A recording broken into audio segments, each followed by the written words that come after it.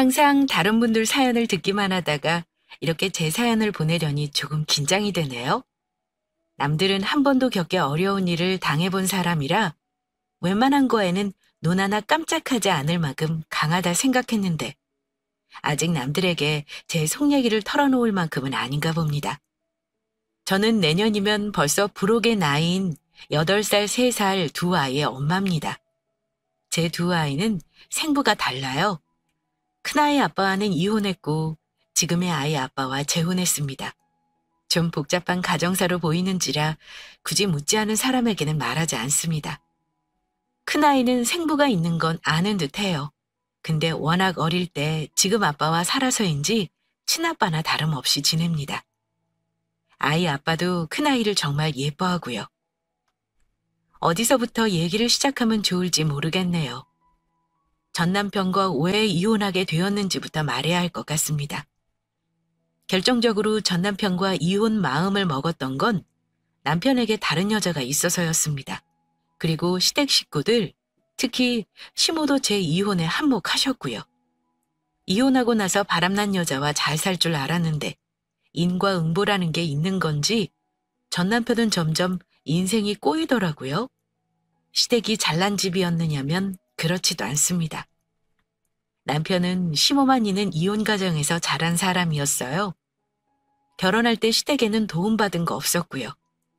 저희 친정집은 큰 부자는 아니었지만 건물에서 월세 정도 나와 부모님이 돈 안 버시고 노후 걱정은 없을 정도의 수준이에요. 직장 생활하며 제가 모은 돈과 친정에 조금 도움받아 전세 얻어 시작했습니다. 그때는 남편이 돈도 없었고 몸만 달랑이라 해도 과언이 아니었어요. 심지어 저한테 홀홀 단신으로 살아오다가 저를 만나 결혼까지 해줘서 고맙다고 입이 닳도록 저에게 잘하고 살겠다고 다짐했었습니다.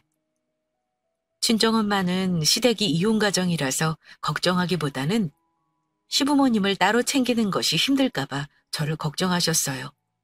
그래도 남편 허우대 멀쩡하고 건실해 보인다며 설마 내 딸 고생시키기야 하겠냐며 결혼 허락하셨고요. 결혼 당시에는 따로 계시는 남편 부모님들께서는 자신들은 걱정 말고 너희들이 잘 사면 효도다. 우린 이렇게 잘 살 테니 걱정일랑 말아라. 이렇게 말씀하셨습니다. 근데 결혼 일주일 만에 사람들이 돌변하더라고요. 심지어 신혼여행 다녀와서 시모가 저 앉혀놓고 하신 말은 덕담이 아니었습니다. 네 시아버지는 챙길 필요도 없다. 들었겠지만 여자 좋아해서 내 속을 그렇게 썩이고 생활비 한 번을 제대로 준 적이 없었어. 너는 이 남편한테만 잘하면 돼. 나중에 우리 아들 힘들게 하면 너 멱살 따버릴 줄 알아? 저는 그런 말은 처음 들어봤습니다. 과격한 표현으로 농담 반 진담 반으로 한 말씀이셨겠지만 좀 심하다 싶은 말도 많이 들었습니다. 시모는 자기 아들 훨씬 잘난 여자한테 장가 보낼 수 있는데 볼 것도 없는 내가 채갔다면서 저만 보면 결혼 잘했다느니 시집 잘 왔다느니 하는 말을 듣기 싫을 정도로 하셨습니다. 생각해보면 결혼 초반부터 문제가 많았어요. 막 결혼해서 둘이 맞춰가야 하는 중요한 시기에 저는 이혼한 시모와 시부 때문에 스트레스가 2배였거든요. 어머니는 시아버지 신경 쓰지 말라고 하셨지만 시아버지는 결혼하고 나서 저에게 며느리 노릇 요구하셨습니다. 낳아준 부모가 이혼했다고 자식 노릇 안 할 셈이야? 너희 둘만 잘 사면 부모는 나 몰라라 하겠다 이거냐? 혹시 네 시엄마가 나 모른 척하라고 하든? 둘이 맞벌이 한다 그랬지? 앞으로 네 시모한테 보내는 것만큼 나한테도 용돈 보내라. 두 분은 이혼하고 나서도 서로 험담을 하시며 자식들에게 따로 대접받기를 바라셨습니다. 신경 쓰지 말고 우리만 잘 살면 된다는 말은 그냥 빈말이었나 봐요. 이혼한 시부모를 양쪽으로 챙기느라 항상 용돈도 2배, 식사도 따로, 뭐든 따로였습니다. 시아버지는 재혼까지 한 상태였는데 어쩌다 만날 때면 꼭 재혼한 부인까지 데리고 나와 시엄마 대접을 해주길 원하셨어요. 저는 그게 너무 싫고 불편했습니다. 당신 부모님 따로 챙기는 것까진 내가 뭐라 안 하겠는데 아버지 재혼한 부인까지 시어머니 대접해줘야 하는 건 정말 모르겠다. 내가 너무 불편해. 당신 아버지도 그래. 본인이 좋아서 이혼하셨으면 그냥 본인만 잘 사시면 되는 거잖아. 당신 어머니 눈 시퍼렇게 뜨고 살아있는데 왜 다른 사람을 엄마 대접해달라 그러는 거야? 앞으로 아버지 만날 때 그분 같이 안 만났으면 좋겠어. 당신이 말씀드려줘.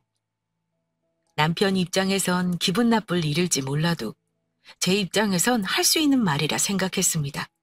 그런데 남편은 제 생각과는 다른 반응이었습니다. 어쩌다 만나서 보는데 그것도 못 참아? 나중에 당신이 우리 아버지 모시고 살 것도 아니고 새어머니가 모시고 살 텐데 나도 그거 생각해서 대접해드리는 거야. 왜 그리 생각이 짧아? 솔직히 용돈 드리는 것도 너무 부담이야. 친정집에는 10만 원 돈도 못 드리는데 매달 30씩 양쪽에 그렇게 드리는 거 우리 형편에 부담이잖아. 그건 당신이 직접 말씀드려야 하는 거 아니야? 당신 부모는 용돈 안 받아도 잘 사시잖아. 설마 우리 부모님 용돈 드리는 게 아까워서 그래? 그럼 내가 버는 걸로 다 드릴 테니까 당신은 신경 쓰지 마. 지금 누구 돈으로 용돈 드리는가가 중요한 게 아니잖아. 남편과 시부모님 문제로 저렇게 싸우는 게 한두 번이 아니었습니다. 그뿐이 아니었어요. 결혼한 주부라면 일하면서 살림까지 하는 게 얼마나 힘든 건지 아실 겁니다. 저요? 맞벌이 하면서 살림하고 아침 일찍 일어나 남편 밥 챙겨놓고 출근하는 사람이었습니다. 돈도 1,000원 한 장 막 쓴 적 없어요. 친정 여유롭게 살았어도 엄마가 워낙 검소하고 알뜰하셔서 어려서부터 보고 배웠거든요. 친정집이 화목한 편이고 가족애가 깊어서 저도 시댁을 시월드라고 생각 안 하고 벽 안 삼기게 하려고 시댁에 잘하려고 정말 노력 많이 했다고 생각합니다. 이혼한 시부모라도 기본 도리하려고 노력했어요. 어머니께는 전화도 자주 드리고 때 되면 생활비 외에 용돈도 챙겨드리려 했고요. 그런데 남편은 저의 그런 노력은 시집온 며느리가 당연히 하는 거라 생각하고 한 번도 고맙다는 말을 한 적이 없었습니다. 저도 사람인지라 아무리 좋게 좋게 하려 해도 한 번씩 시부모에게 듣는 싫은 소리에 점점 정이 떨어지더라고요. 서로 얼굴만 봐도 기분 좋지 않은 날이 계속되더군요. 저는 남편과 사이가 안 좋아도 단 한 번도 다른 누군가를 만나야겠다는 생각을 해본 적이 없는데 남자들은 그게 아닌가 봐요. 결혼 1년도 안 되어 남편에게 큰 상처를 받게 된 사건이 일어났습니다. 여자의 축이 무섭긴 한가 봐요.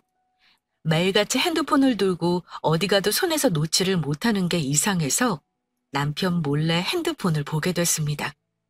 그런데 어떤 여자랑 다정하게 카톡을 주고받고 심지어 제 험담을 하더라고요. 저도 촉이 있는지라 낌새가 이상하다고 느꼈지만 그래도 설마 했습니다. 그런데 대화 내용을 보며 너무 배신감을 느꼈어요. 결혼한 거 정말 후회된다. 와이프가 운동도 안 해서 점점 퍼지는 것 같고 어리고 예쁜 여자 보지도 않고 왜 결혼했는지 모르겠어. 애도 없는데 지금이라도 헤어지지 그래요? 와이프 집이 좀 잘 살거든. 나중에 물려받을 재산 생각해서 참고 사는 거야. 정말 철없는 10대 남자애들처럼 성숙하지 못한 말들을 하더라고요. 저 어디 가도 못생겼다는 소리 안 들을 정도인데 제 외모를 가지고 다른 여자한테 저런 험담을 한 게 너무 충격적이었습니다. 그거 보고 배신감 들어서 정말 몇 날 며칠을 울었어요. 며칠 동안 겨우 마음 다잡고 남편에게 말했는데 그때 남편은 저에게 싹싹 빌었습니다. 자신이 자라온 환경이 너무 안 좋아 애정결핍도 있었고 부모에게 제대로 교육도 못 받아서 늘 외롭고 힘들었다며 자신이 부족해서 상처 줘서 미안하다고 울면서 이야기하길래 처음에는 용서했어요. 하지만 한 번 상처받고 나니 예전처럼은 못하겠더라고요. 그래도 기본 도리는 했어요. 아침밥 차려주고 시댁에서 하던 것처럼 하고 다 했습니다. 시간이 흐르니 마음도 조금 무뎌지더라고요. 여느 부부들처럼 그렇게 서로 의견차로 시댁 일로 서로 토닥토닥 해가며 2년이 흘렀어요. 그 사이에 첫 아이도 낳았고 막 돌이 다 되어가고 있었습니다. 여느 부부들 그렇겠지만 아이 키우고 맞벌이 하는 게 너무 힘들잖아요. 사는 거에 지쳐서 부부 사이가 그렇게 좋지도 않았어요. 그런데 저는 남편이 아이까지 키우면서 또 딴 생각을 하고 있다는 건 꿈에도 몰랐습니다. 여자 문제로 한번 위기 겪고 나서 설마 남편이 또 그럴 줄은 정말 몰랐어요. 무슨 일이 있었냐면요. 진짜 여자 직감은 무서운 게 그때 며칠 남편과 투닥거리며 사이가 좋지 않았습니다. 그런 와중에 남편이 외박을 하더군요. 근데 이상하게 그때 남편 차 블랙박스를 한번 봐야겠다는 생각이 들어서 남편 몰래 확인해 봤습니다. 그런데 불길한 예감은 어쩜 틀리지도 않는지 남편이 어떤 여자와 다정히 통화하는 게 녹음되어 있었습니다. 그런데 통화 내용이 심상치가 않았어요. 나 보고 싶었어? 다음번에는 다른 모텔로 가자. 거기는 너무 번화가더라. 다음 달에 출장 제주도로 갈 건데 같이 여행 갈래? 엄청 다정한 말투로 저런 대화를 1시간이 넘게 했더군요. 대화 내용으로 봐서 이미 갈 때까지 간 사이인 건 분명했어요. 근데 더 대박인 건 뭔 줄 아세요?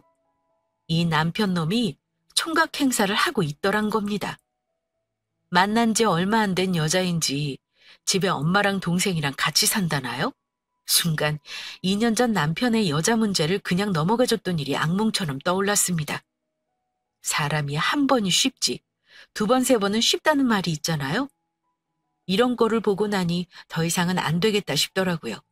이제 저의 인내심에 한계가 왔다는 느낌이 왔고, 이 사람과 도저히 같이 못 살겠다 싶어서 이혼 결심했습니다. 이제 막 돌진한 아이가 눈에 밟혔지만 한번 마음먹으니까 이혼만 바라보고 계속 돌진하게 되더라고요. 처음 이혼 얘기 꺼냈을 때 당연히 남편은 펄쩍 뛰고 싹싹 빌기까지 했습니다. 그런데 그 핑계가 참 비굴했어요. 순수하게 자기 잘못을 인정하기는커녕 자기 환경을 탓하더군요. 내가 어릴 때부터 힘들었던 거 당신 알지? 우리 아빠도 여자 문제로 엄마 힘들게 하고 엄마 보살피느라 나는 나 위해서 한 번도 산 적 없었어. 부모 도움 하나 받은 거 없이 지금까지 살았다고. 마음의 상처가 많은 건지 이상하게 마음이 허해서 그래. 나 그 여자랑 사랑해서 만난 거 절대 아니야. 그건 당신도 알지? 다시는 안 그럴게. 나 한 번만 용서해줘. 당신 어렵게 자란 거랑 바람 피우는 거랑 무슨 상관이야? 나한테 감성팔이 하지 마. 가정 환경 나쁘면 다 당신처럼 바람 피우고 사는 거야? 정신 똑바로 박힌 사람이라며? 그런 가정에서 자라서 가족 소중하다 생각하고 자라는 사람이 더 많아. 더 말할 것도 없어. 우리 이혼해. 다 필요 없으니까 협의 이혼으로 깔끔하게 끝내자. 이혼한다고 하니 심호도 난리가 났었습니다. 꼴에 입은 싸서 잘못은 자기가 했으면서 이혼하자는 말 내가 먼저 꺼냈다며 나를 정말 나쁜 년 만들어놨더군요. 남자가 한 번쯤은 다른데 눈 돌릴 수도 있는 거야. 너 내가 어찌 살았는지 얘기해볼까? 그거 들어보면 너는 아무것도 아니다. 우리 아들이 막말로 그 여자랑 살림을 차렸니? 그냥 스쳐가는 여자 때문에 우리 아들을 이혼남 만들 셈이냐? 절대 허락 못한다. 내 눈에 흙이 들어와도 이혼은 안 돼. 부부가 이혼하는데 심호 허락받고 하는 경우도 있어요? 어머니 허락 필요 없어요. 저는 이혼한다고 통보하는 거예요. 우리 민지는 제가 키울 거니까 아이 욕심내지 마시고 남편이 좋아하는 여자랑 새 출발하라고 하세요. 저는 그때 위자료고 뭐고 그냥 남편과 빨리 끝내고 싶은 생각이 컸습니다. 그래서 남편과 바람 피운 년 신상도 다 알고 있었지만 상간녀 소송도 안 했어요. 제가 소송을 불사하겠다고 하니 남편 놈은 하자는 대로 해주겠다 하더라고요. 아이도 포기하고 위자료도 준다길래 협의 이혼했습니다.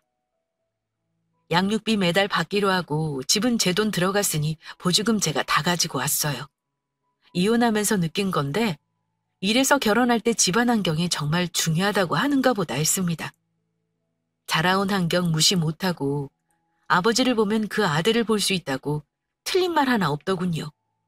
남은 건 아이와 삶의 무거움 뿐이었는데 그래도 제 직장 다니고 친정부모님 도움받으니 사라지더라고요.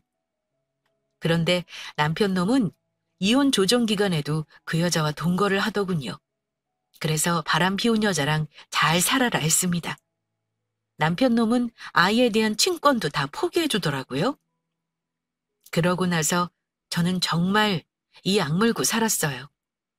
아이가 어려 친정집에 살며 악자까지 버는 돈 다 모았습니다. 희한한 게 시댁 없으니까 돈이 새 나가는 데가 없어 돈이 더 잘 모이더군요. 그런데 얼핏 들은 소식에 남편 놈이 그 바람 피운 년하고 재혼을 한다는 거예요. 저는 이혼하고 잘 견디고 있다고 생각했는데 그 얘기 듣고 나서 잠을 한동안 못 잘 정도로 화가 나는 겁니다. 가만 생각해보니 제가 남편하고 바람 피운 년한테 복수를 못해서 그런 것 같았어요. 그때 변호사에게 상담을 했더니 상간녀 소송은 3년 안에 할 수 있다고 하는 거예요. 저 망설이지 않고 착수금 바로 이체했습니다. 돈이 문제가 아니고 그렇게라도 해야 제 속이 풀릴 것 같았거든요. 소장이 가고 나서 그년이 항소를 하더라고요. 증거가 없다는 개소리를 하길래 사진이며 문자며 블랙박스 녹음해 놓은 것까지 하나하나 다 까발려줬고 1년 4개월 동안 소송하고 나서 제가 승소했습니다. 그러고 나니 마음이 조금 풀리더군요. 위자료 1,000만 원 돈 받았지만 소송 안 했다면 평생 억울할 것 같았거든요. 그 후 아이를 키우며 3년이 흘렀습니다. 그동안 저 경기도 외곽에 아파트도 마련해놨고 현금도 꽤 모았었죠.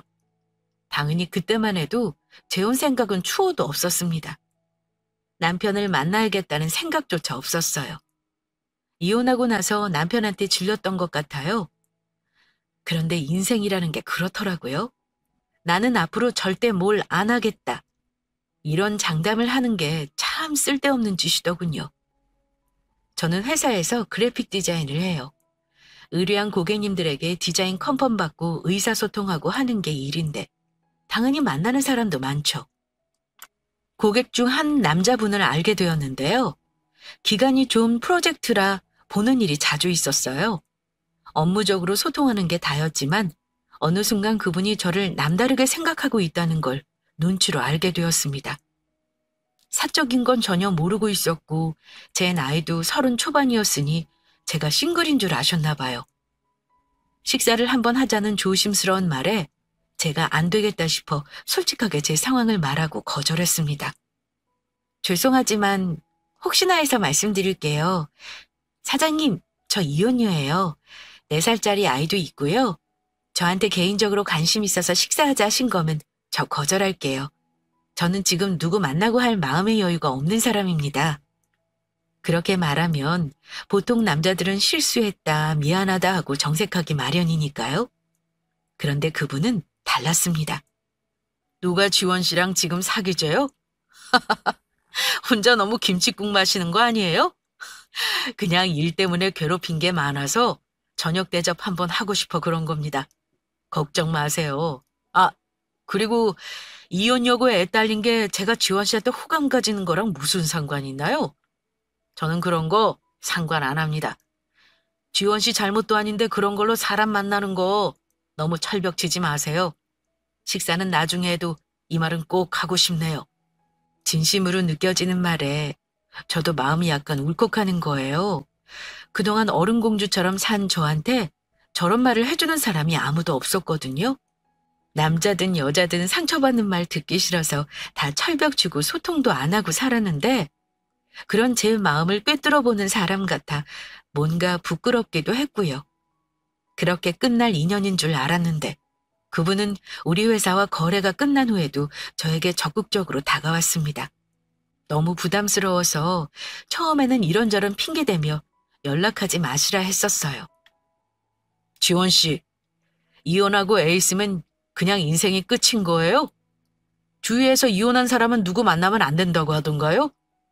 그런 거 아니잖아요. 저도 한번 결혼했었어요. 지금은 혼자지만요. 그럼 저도 앞으로 아무도 못 만나고 혼자 살아야 하는 건가요? 지원 씨, 제가 지금 결혼하자고 하는 거 아니에요. 그냥 편하게 만나고 미래는 계획하지 맙시다. 만나다 보면 길이 생기고 보이기 마련인 거예요. 그냥 지금은 서로 마음이 중요한 거 아닌가요? 사실 저도 그 사람이 싫지는 않았습니다. 저보다 6살이 많았지만 인자한 외모에 자상한 성격, 전 남편과는 뭔가 다른 따뜻한 성적, 왜 결혼에 실패했는지 참 궁금했습니다. 조심스레 물어봤더니 대답해 주더라고요.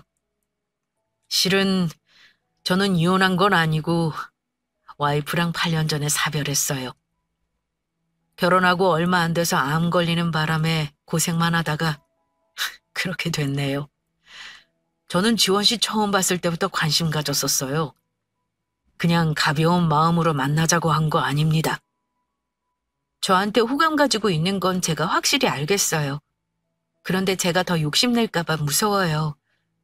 저는 아이도 있는데 누군가와 다시 결혼하는 건 정말 무서운 일이에요. 이해해요. 지원 씨가 무슨 걱정하고 있는지 다 압니다. 하지만 제가 약속할게요. 저 때문에 우는 일은 절대 없을 겁니다. 결국 저는 그 사람과 어렵게 다시 만남을 시작하게 되었습니다. 처음 만난 날 재혼을 염두에 둔 건 아니지만 만나면서 저희 아이와 같이 만나기도 하면서 점점 마음이 열리더라고요. 사람 마음이라는 게 참 뜻대로 되는 게 아닌가 봐요. 그렇게 1년이 넘게 만났는데 자연스레 저한테 같이 살자는 말을 툭툭 던지기 시작했어요. 그 사람이 저와 더 가까워지기 원하는 걸 알고 나자 처음 마음을 열었을 때의 두려움이 다시금 밀려왔습니다. 저는 이대로가 좋아요.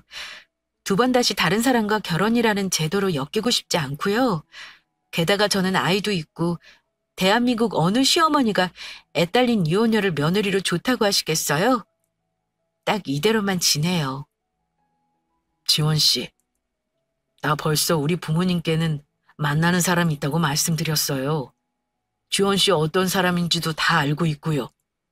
제 나이가 몇인데 부모 허락받고 결혼하고 말고 결정하나요? 해보지도 않고 그런 걱정하지 말아요. 나만 믿고 따라오면 돼요. 그때 친정 부모님도 그 사람 만나는 거 알고 있었고 인사도 드린 상태였는데 부모님은 당연히 그 사람 마음에 들어 하셨지만 차마 제게 재혼하려는 말은 못하고 계셨거든요. 제가 어떤 마음인지 잘 알고 계셨을 테니까요. 선을 긋는 저와 달리 그 사람은 참 한결같았습니다. 저는 이혼한 후 남자를 믿지 못할 것 같았는데 그런 마음도 그 사람 만나면서 무뎌지는 거예요. 그게 아마 상처가 아무는 과정이었나 봅니다. 그 사람과는 주말마다 음식 바리바리 싸들고 산이며 들이며 바다며 놀러도 실컷 다니고 맛집도 다니고 밥 먹고 모든 게 참 편안하고 좋았습니다. 저한테 애정 표현도 많이 하면서 늘 하는 말이 같이 살고 싶다는 말이었고요. 저는 그 말에는 대답을 항상 피했습니다. 하지만 수많은 실랑이 끝에 진 사람은 결국 저였습니다.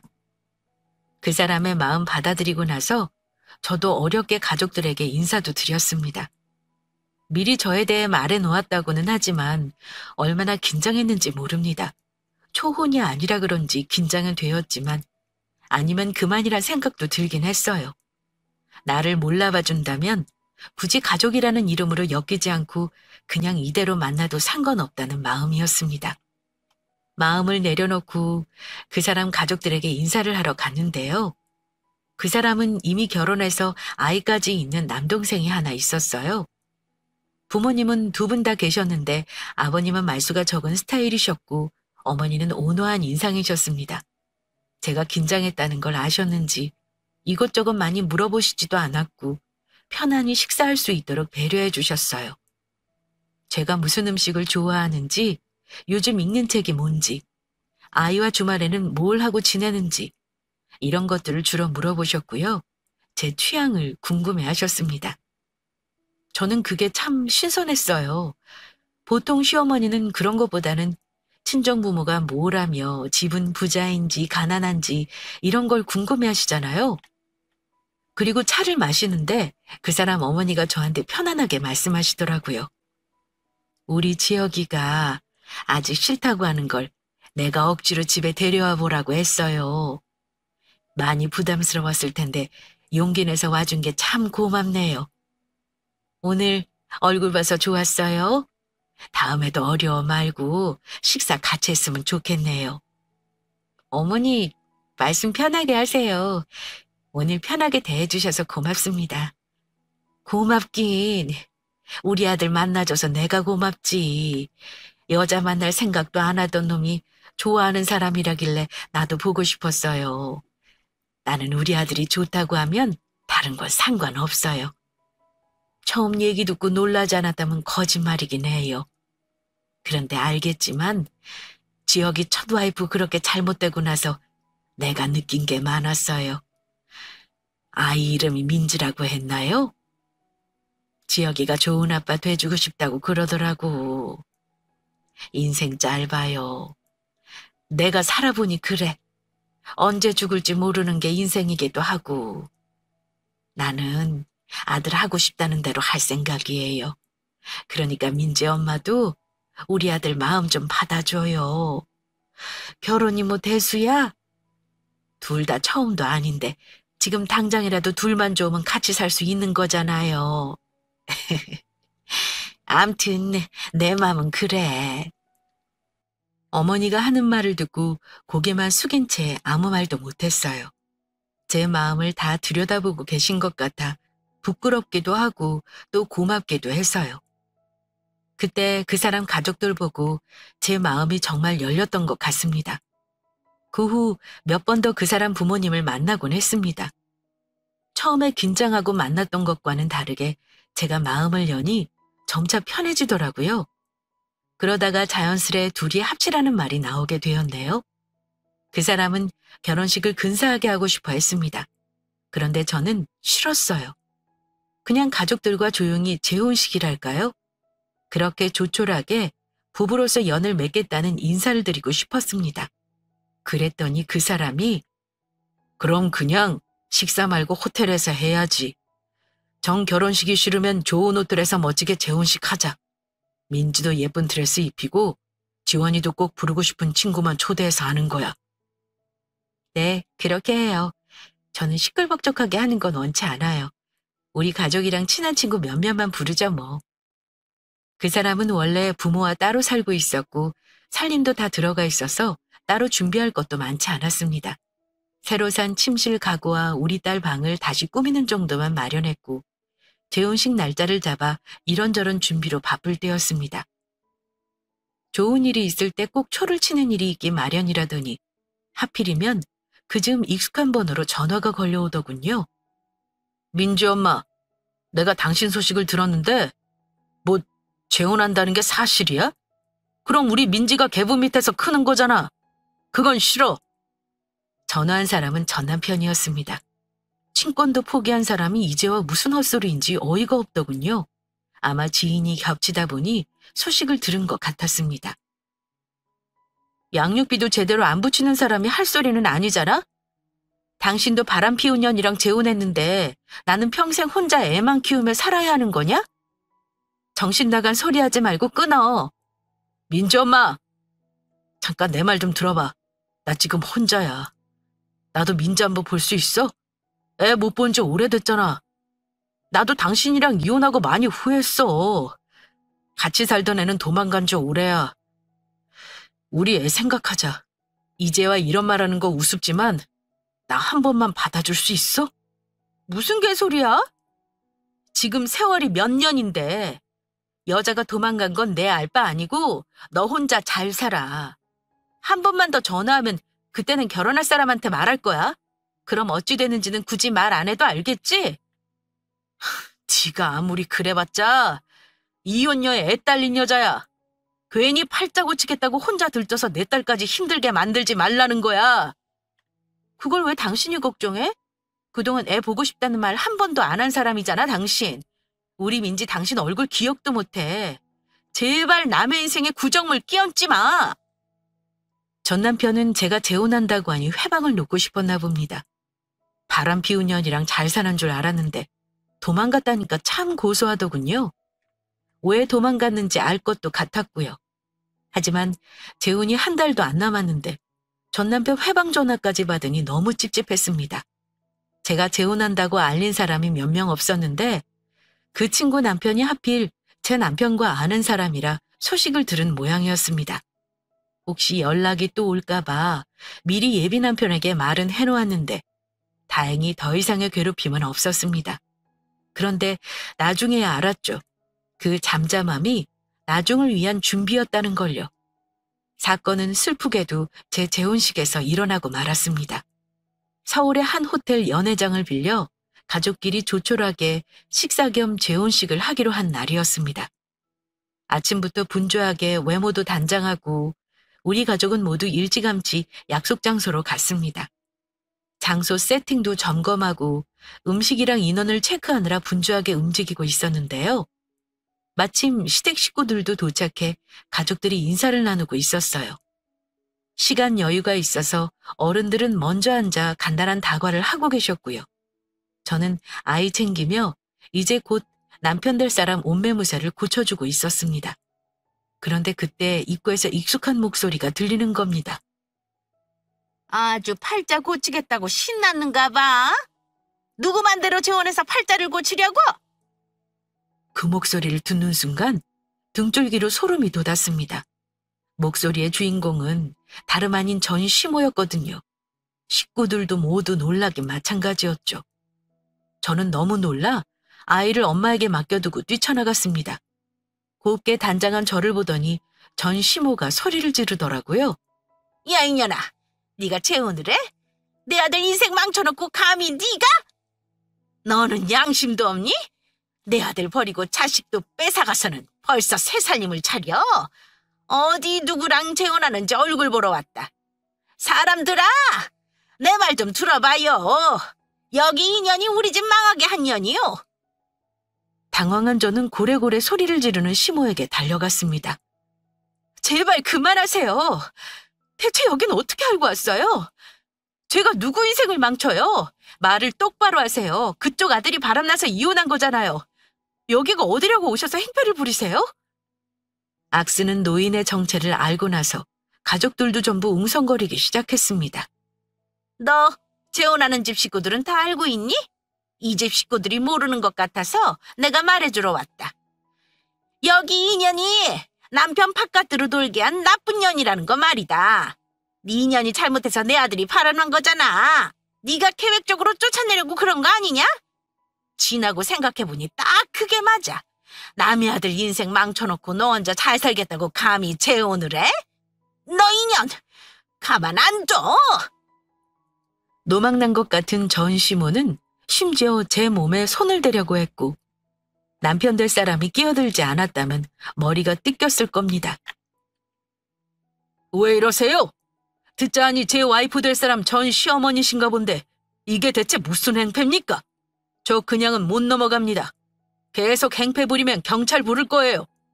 끝난 인연인데 내 사람한테 왜 폐악질을 하시냐고요? 돌아가세요.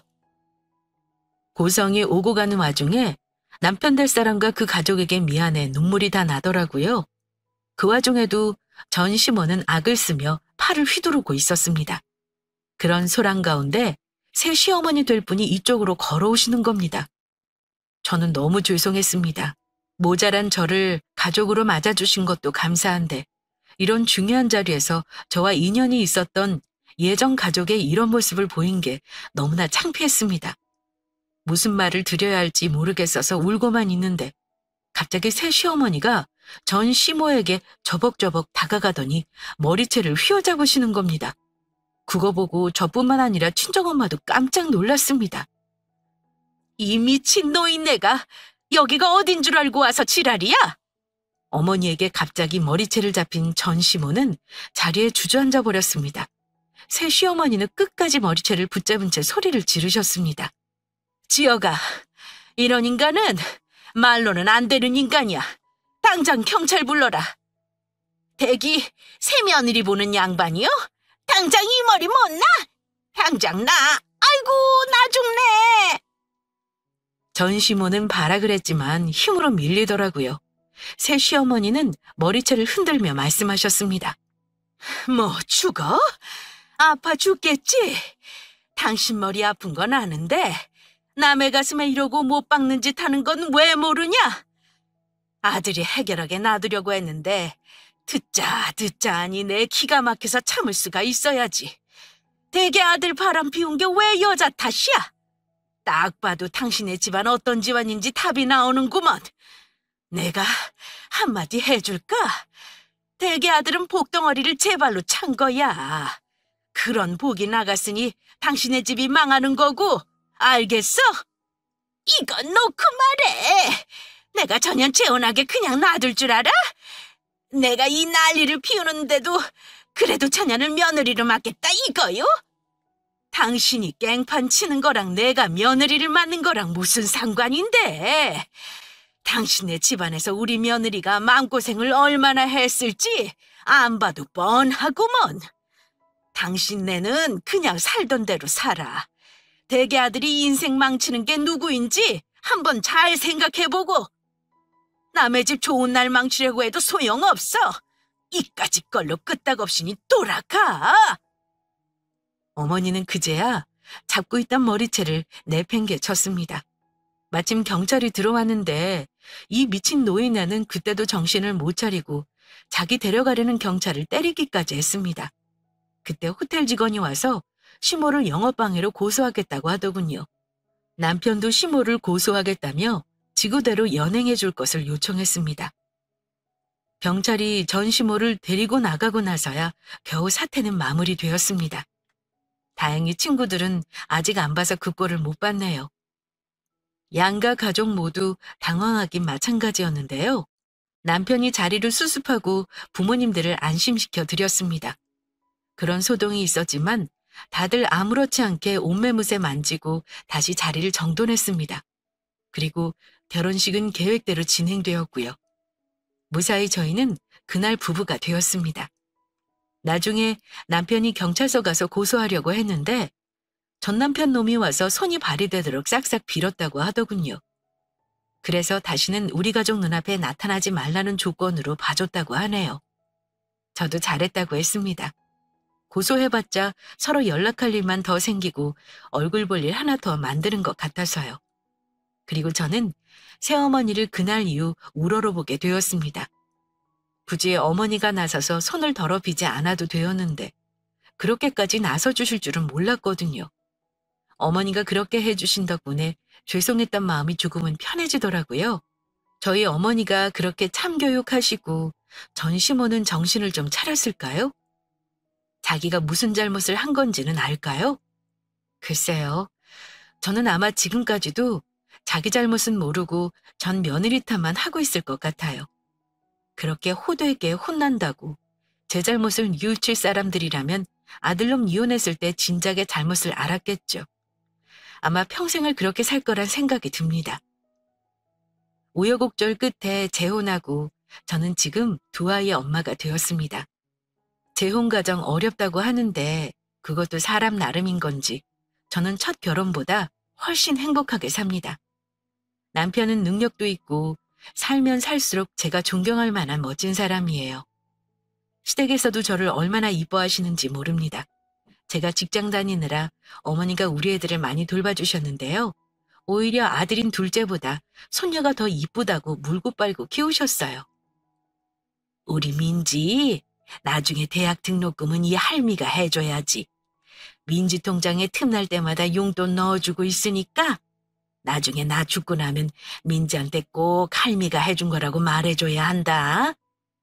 어머니도 참, 우리 딸 시집갈 때까지 사실 것 같은데 벌써부터 그런 말 하세요? 예전에 남의 머리채 휘어잡는 거 보니까 어머니는 힘이 장사세요. 그러니까 꼭 오래오래 사셔요. 저 일하는데 어머니 없이 애 둘 키우는 거 못하는 거 아시잖아요. 그래, 내가 건강해야지. 우리 손자 손녀 시집 장가 가는 거 다 보고 죽으련다. 저희 시어머니는 참 좋은 분이라 저는 편하게 직장 생활하며 아이 키우고 있습니다. 제가 이 채널에서 이상한 시월도와 시모 얘기 들으면서 경악한 적 많았었거든요. 전 시모보다 더 악랄한 시모도 있는 거 보고 나는 그래도 양반인 건가 한 적도 있었고요. 하지만 제 사연의 주인공은 좋은 시어머니라서 기분이 참 좋습니다. 구독자분들도 제 사연 들으시면서 저런 시어머니도 있구나 하고 놀라실 것 같아요. 좋은 시어머니 사연은 많이 없어서 제가 한번 들려드리고 싶기도 했습니다. 이혼하신 분들은 재혼 망설이는 경우 많잖아요. 제가 그 마음 잘 압니다. 한번 결혼 실패하면 쉽지 않은 것도 알고요. 하지만 정말 좋은 분 만나면 이혼의 상처도 치유할 수 있어요. 그 산증인이 저입니다. 물론 좋은 사람 만나는 게 어려운 일이기도 해요. 꼭 누굴 만나야 인생 다시 행복해지는 건 아니기도 하고요. 제가 말씀드리고 싶은 건 이혼은 죄가 아니라는 겁니다. 이혼이 좋아서 하는 사람은 없어요. 이혼했다고 해서 하고 싶은 거 참고 너무 움츠리고 살 필요는 없다고 말씀드리고 싶어요. 자기 자신을 사랑하시고 부디 하고 싶은 거 마음껏 하시며 마음 가는 대로 행복하게 사셨으면 좋겠습니다. 이 말을 끝으로 제 사연은 마치겠습니다. 긴 사연 들어주셔서 감사합니다.